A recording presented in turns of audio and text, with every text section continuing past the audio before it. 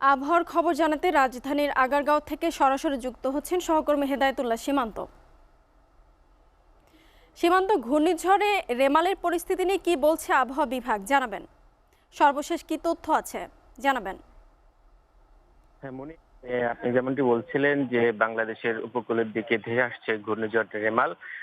এরই মধ্যে যে বিপদ সংকেতগুলো নামিয়ে বৃদ্ধি করা হয়েছে, অর্থাৎ পায়রা এবং মোংলা সমুদ্র বন্দরকে 10 নম্বর মহা বিপদ সংকেত দেখাতে বলা হয়েছে। পাশাপাশি চট্টগ্রাম এবং কক্সবাজার সমুদ্র বন্দরকে 9 নম্বর মহা বিপদ সংকেত দেখাতে বলা হয়েছে, যার কারণে কিন্তু ইতিমধ্যেই উপকূলীয় অঞ্চলে বৃষ্টিপাত শুরু হয়ে গেছে।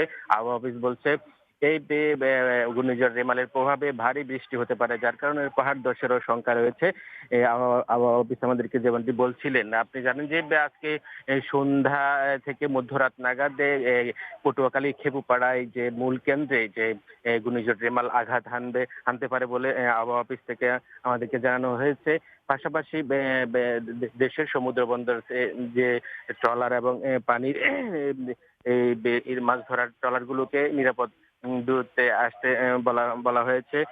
পাশাপাশি আপনি জানেন যে এই ঘূর্ণিঝড় রেমাল এই আবহাওয়া অফিস যেমনটি বলছিলেন যে যে আমপান এবং আইলার মতো একেবারে প্রভাব বিস্তার করবে, যার কারণে কিন্তু এই আইলা এবং আমপানও কিন্তু মে মাসের শেষের দিকে সৃষ্টি হয়েছে, যার কারণে কিন্তু এই রেমালও একেবারে মে মাসের শেষের দিকে, যার কারণে কিন্তু এর প্রভাবও কিন্তু আইলার মতো হতে পারে, যার কারণে কিন্তু দেশের সমুদ্র বন্দর এবং সারা দেশের যা উপকূলীয় এলাকার মানুষদেরকে একেবারে নিরাপদ আশ্রয়ে যেতে বলা হয়েছে। ইতিমধ্যে 50,000 মানুষ আশ্রয় কেন্দ্রে প্রবেশ করেছেন, এই যে, মন্ত্রণালয় থেকে জানিয়েছে। পাশাপাশি যে পর্যাপ্ত পরিমাণে যে ব্যবস্থা রাখা হয়েছে যেন কোনো মানুষ যেন হতাহত না হয়, এরই মধ্যে উপকূলীয় অঞ্চলে ব্যাপক প্রস্তুতি নেওয়া হয়েছে। পাশাপাশি আপনার যে এই ঘূর্ণিঝড় রেমাল পায়রা বন্দর থেকে 295 কিলোমিটার দূরে অবস্থান করছে।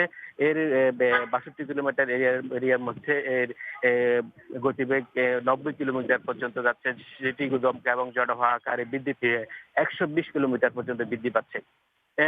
মুনিয়া কিছুক্ষণ পরে অর্থাৎ 10:30 বাজে ঘূর্ণিঝড় রেমালের সর্বশেষ পরিস্থিতি নিয়ে সংবাদ সম্মেলন করবে আবহাওয়া অফিস। সেখান থেকে আমরা বিস্তারিত জানতে পারবো। তারপরে আপনার মাধ্যমে আমরা রেমালের সর্বশেষ খবর দর্শকদের জানাতে পারবো। মুনিয়া ছিল আমার কাছে আবহাওয়ার সর্বশেষ।